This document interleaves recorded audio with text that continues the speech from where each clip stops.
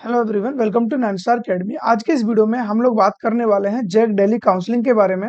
अभी जो current scenario है वो आपको पता है कि 2 दिन आपके पास बचे हुए हैं। 9 जून को रजिस्ट्रेशन एंड चॉइस फिलिंग के लिए लास्ट डेट है और आज 8 जून ऑलरेडी यहाँ पे हो चुका है। तो आज का दिन है, कल का दिन है, 2 दिन में आपका रजिस्ट्रेशन एंड चॉइस फिलिंग हो जाएगा ओवर। वो अलग बात है कि आप लोगों के लिए फिर से विंडो ओपन किया गया है। अगर आप यहाँ आकर के देखोगे और इनका शेड्यूल चेक करोगे जैक डेली का, तो यहाँ पर आप लोगों के लिए 3 दिन के लिए, सॉरी 2 दिन नहीं, 3 दिन के लिए विंडो ओपन किया गया है 26 से लेकर के 28 जून। तो जो बच्चे रजिस्ट्रेशन एंड चॉइस फिलिंग नहीं कर पाएंगे तो वो फर्दर अपना इस डेट को रजिस्ट्रेशन एंड चॉइस फिलिंग कर सकते हैं। लेकिन आप लोगों के मन में जो डाउट है वो क्या है कि अगर सर हम लोगों ने 28 मई से 9 जून तक रजिस्ट्रेशन कर लिया है और चॉइस फिलिंग नहीं की है, तो उस कंडीशन में क्या हम लास्ट मोमेंट पे जो बाद में विंडो ओपन होगा वहां पर ओनली चॉइस फिलिंग कर पाएंगे या फिर हम रजिस्ट्रेशन ही कर पाएंगे या रजिस्ट्रेशन एंड चॉइस फिलिंग दोनों कर पाएंगे। तो उससे रिलेटेड अभी मैं आपको बताने वाला हूँ। उसके लिए थोड़ा सा आपको पेशेंस रखना होगा,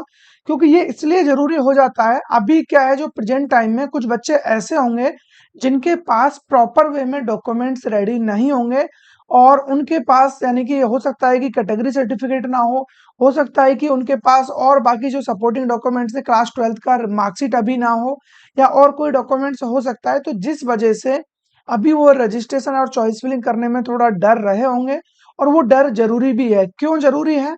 अगर मान लो आप लोग रजिस्ट्रेशन कर लेते हो, चॉइस फिलिंग भी कर लेते हो और बाद में पता चलता है कि आप लोगों को राउंड 1 में सीट अलॉट हो जाता है, क्योंकि आपको पता है कि जो फर्स्ट राउंड का अलॉटमेंट है वो आपका यहाँ पे आ रहा है 15 जून को। अगर 15 जून को आपको अलॉटमेंट आता है तो आपको रिपोर्टिंग के लिए भी जाना पड़ेगा, और अगर आप रिपोर्टिंग के लिए जा रहे हो और वहां पर आप अपने प्रॉपर डॉक्यूमेंट्स नहीं दिखा पाते हो, तो उस कंडीशन में आपकी सीट को कैंसिल करके देन आपको जनरल कैटेगरी में कन्वर्ट कर दिया जाएगा। या फिर आपको सीट अलॉट हुई, आपके पास डॉक्यूमेंट प्रॉपर वे में रेडी नहीं है और आप रिपोर्ट करने ही नहीं जाते हो, उस कंडीशन में भी आपकी सीट कैंसिल हो जाएगी। और अगर मान लो आपको सीट अलॉट होती है और उस सीट को आपने एक्सेप्ट ही नहीं किया, क्योंकि आपको पता है आपके पास प्रॉपर डॉक्यूमेंट्स नहीं है जिसके अकॉर्डिंग आप वहां पर जा सको, और आपने सीट एक्सेप्टेंस फी पे नहीं किया है, तो उस कंडीशन में भी आपकी सीट कैंसिल हो जाएगी। और इस कंडीशन में तो आपका जो जनरल में नहीं भेजा जाएगा, इसमें सीधा आपको कैंसिल करके बाहर कर दिया जाएगा। तो ये गलती आपसे ना हो, इसीलिए आज का ये सेशन जरूरी है। इस वीडियो को लास्ट तक देख लेना। थोड़ा भी अगर आपको ये पसंद आता है, इसमें कुछ भी इंफॉर्मेशन मिलती है, इस वीडियो को लाइक करके चैनल को सब्सक्राइब जरूर से कर लेना। ये काम लास्ट में करना जब आपको यहाँ से इंफॉर्मेशन मिले, ठीक है? तो इतना आपको समझ में आ गया होगा। तो अब मेरा जो सजेशन है, जिन बच्चों के मन में डाउट है कि सर अभी क्या रजिस्ट्रेशन करके छोड़ सकते हैं, तो बिल्कुल आप रजिस्ट्रेशन करिए। 9 जून तक रजिस्ट्रेशन कर लीजिए। चॉइस फिलिंग अभी उन बच्चों को नहीं करनी है जिनके डॉक्यूमेंट्स रेडी नहीं है। मान लो आपने कैटेगरी सर्टिफिकेट बनने के लिए दिया हुआ है, या आप ये वीडियो बाद में देख रहे हो, आपको पता ही नहीं है कि आपका कैटेगरी सर्टिफिकेट भी बन सकता है। खास तौर से वो बच्चे जिनका स्कूलिंग दिल्ली से होता है, रहने वाले अदर स्टेट के हैं और वो किसी भी रिजर्व कैटेगरी में आते हैं, चाहे वो ओबीसी हो, ईडब्ल्यूएस हो, वो एससी हो, एसटी हो, इन कैटेगरीज में आ रहे होते हैं, और वो बाद में उनको पता चल रहा है कि हमें इसका बेनिफिट मिल सकता है as a home state reserve category के अंदर। तो उन बच्चों को अभी सर्टिफिकेट अपना इश्यू कराना चाहिए, और आप रजिस्ट्रेशन करके छोड़ सकते हो या फिर रजिस्ट्रेशन भी मत करिए। आप रजिस्ट्रेशन एंड चॉइस फिलिंग दोनों ही चीज बाद में कर सकते हो। जब विंडो ओपन होगी उसमें आप ओनली रजिस्ट्रेशन, मतलब चॉइस फिलिंग रजिस्ट्रेशन दोनों कर सकते हो, चॉइस फिलिंग भी कर सकते हो। जो बच्चे अभी अपना चॉइस फिलिंग कर चुके होंगे वो बच्चे बाद में अपनी चॉइसेस को एडिट भी कर पाएंगे, डिलीट भी कर पाएंगे, और उनको वहां पर आप ऐड भी कर पाएंगे। समझ रहे हो बात को? तो ये सारे एक्शंस आप ले सकते हो। इसलिए जरूरी है कि आप लोग अभी अपना रजिस्ट्रेशन एंड चॉइस फिलिंग थोड़ा ध्यान से करिए। अगर आपके पास सारे डॉक्यूमेंट्स वैलिड हैं, सब कुछ आपके पास रेडी है, तब तो आप यहाँ पर पार्टिसिपेट करिए, ताकि आपको फर्स्ट राउंड में मॉकशीट, सॉरी फर्स्ट राउंड में जो रिजल्ट आएगा आपका सीट अलॉटमेंट का, उसमें आपको सीट अलॉट हो सके। उसके बाद कैटेगरी वाइज आपका जो रिपोर्टिंग है वो आप यहाँ से देख सकते हो, कब किसको जाना होगा, सारा कुछ यहाँ पे मेंशन किया हुआ है, ठीक है? अब थोड़ा सा हम बात कर लेते हैं कि चॉइस फिलिंग किस तरीके से करना। हो सकता है कुछ बच्चों ने चॉइस फिलिंग कर रखी हो और भी आपके मन में डाउट हो कि ये चॉइस फिलिंग सही है, गलत है, क्या है।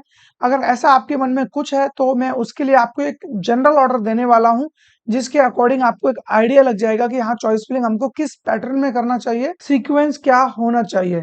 अगर आपने ऑलरेडी चॉइस फिलिंग कर भी दी है तब भी आप उसको एडिट कर पाओगे। ऐसा नहीं है कि चॉइस फिलिंग हो गया तो आप कुछ नहीं कर पाओगे, ठीक है? तो ये आपका चॉइस फिलिंग का एक ऑर्डर होने वाला है, और हाँ, ये एक जनरल ऑर्डर होगा, जो बच्चा हमसे पर्सनली काउंसलिंग कराना चाहता है या जो हमसे पर्सनली मेंटरशिप लेना चाहते हैं, या फिर मैं ये कहूँ कि हमसे किसी भी काउंसलिंग के अंदर वो बच्चा हमसे, चाहे वो रजिस्ट्रेशन हो, डॉक्यूमेंटेशन हो, चॉइस फिलिंग हो, प्रॉपर उसको फुल सपोर्ट चाहिए till admission with 24/7 call support, तो वो बच्चे हमारे काउंसलिंग प्रोग्राम में एनरोल कर सकते हैं। लिंक डिस्क्रिप्शन में मिल जाएगा, कमेंट में भी पिन कर दूंगा, और बाकी कॉन्टेक्ट डिटेल आपको यहाँ पे शो हो रही होंगी, यहाँ से भी आप हम तक रीच आउट कर सकते हो। और अगर आपका सर्टिफिकेट से रिलेटेड प्रॉब्लम है, अगर आपको सर्टिफिकेट बनवाना है, तो प्रॉपर आपका ओबीसी, एससी, एसटी किसी भी कैटेगरी का सर्टिफिकेट बनवाना है, हम उसमें प्रॉपर आपकी हेल्प कर रहे होते हैं, इवन सर्टिफिकेट बनवा के आपको दे रहे होते हैं।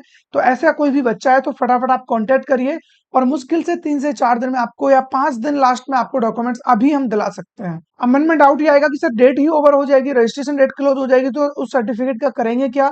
इसीलिए मैंने आपको स्टार्टिंग में बता दिया है कि आपको रजिस्ट्रेशन अभी नहीं करना है। रजिस्ट्रेशन कर लिया है तो चॉइस फिलिंग को डिलीट कर दीजिए। आप चॉइस फिलिंग करोगे 26 से 28 जून के बीच में, तब आपको प्रॉपर बेनिफिट मिलेगा। अब मैं बात करने वाला हूँ यहाँ पर जो चॉइसेस आपको रखनी है।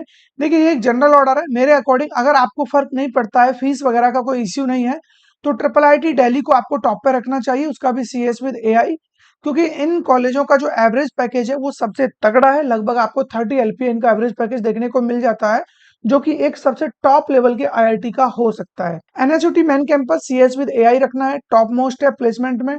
ट्रिपल आईटी दिल्ली का सीएससी रख सकते हो, एनएसयूटी मेन कैंपस का सीएससी, डीटीयू का सीएससी आप रख सकते हो, डीटीयू का सीएसडीएस, एनएसयूटी का सीएसडीएस, डीटीयू का आईटी रख सकते हो, ट्रिपल आईटी दिल्ली का सीएसएएम।